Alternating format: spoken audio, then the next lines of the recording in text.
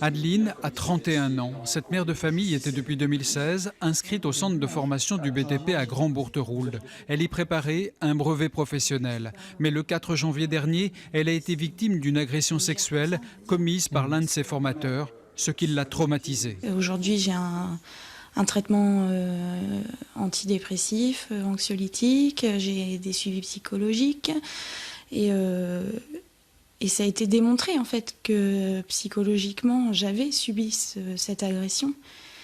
Et le fait qu'il n'y ait pas une sanction plus importante, c'est choquant pour vous? Bah oui, pour moi c'est choquant en fait. Je demandais même pas un licenciement en fait.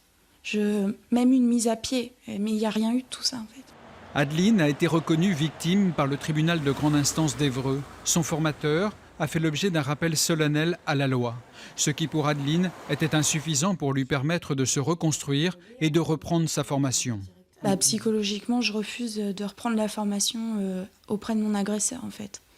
J'ai besoin de me reconstruire, d'oublier tout ça, de passer à autre chose, parce que ça ronge sinon au quotidien. Le centre de formation n'a pas sanctionné son formateur puisqu'il n'a pas été condamné. Joint par téléphone, le directeur du centre n'a pas souhaité répondre à nos questions face à la caméra. Adeline juge l'attitude du CRF inadmissible. C'est vrai que la ministre parle de sanctions pour un homme qui siffle une femme dans la rue. Quand on voit qu'on se fait...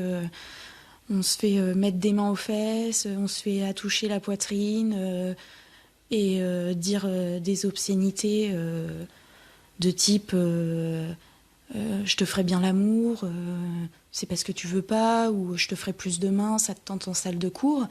On se rend compte que la justice, finalement, elle n'est pas présente, quoi.